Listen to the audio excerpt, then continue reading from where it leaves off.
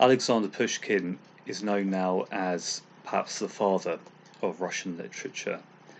He was perhaps the first significant figure to write in the vernacular at a time when the Russian upper classes spoke French, as depicted in something like Leo Tolstoy's War and Peace. And among many short stories and love poems, Pushkin is perhaps most famous for writing his novel in verse, Eugene, Onegin. And it's one I've read a few times and have always got something new out of. This translation seeks to emulate the rhyme scheme, and in doing so, the translator has had to sometimes move word order around or use slightly different words to make it fit, and that's interesting in itself. But I think he probably does capture the unique tone of this poem, which, in one sense, is very light. It zips along. Each stanza is relatively short and knits together in a very appealing way. And I'll read one stanza at the end so you can get a sense of that. Even as the underlying events are quite tragic, ultimately. And somehow the poem doesn't trivialize those events, and it makes you think, even while having this fantastically glittering surface, which conveys something of the foppish dandy Onegin's character and lifestyle. And the major thrust of the poem has become clearer to me as I've learnt more about Russia and the cultural changes it went through.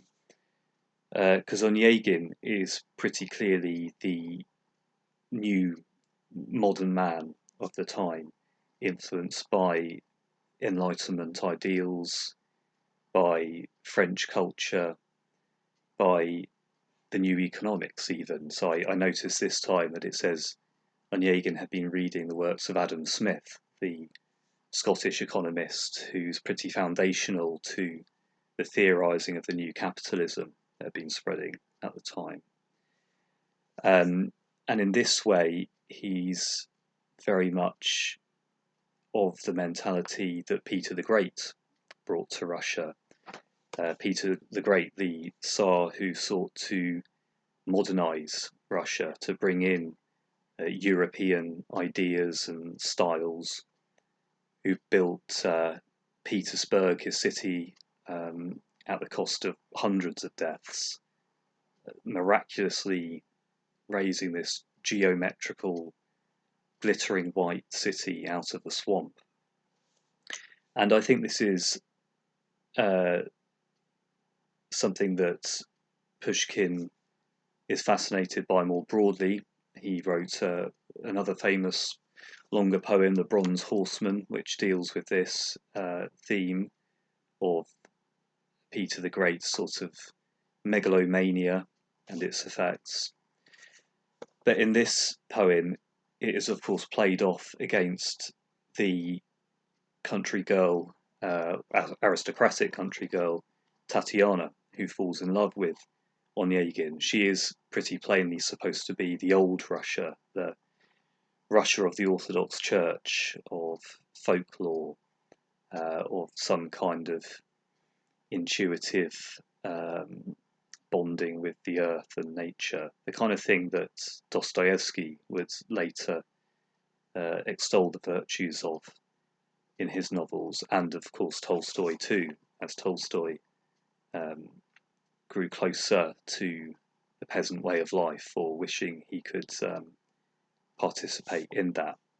And that is the sort of central dialectic maybe of Russian literature, this tension between the modernizing forces of Europe and the traditions of the past that seem to be slipping away.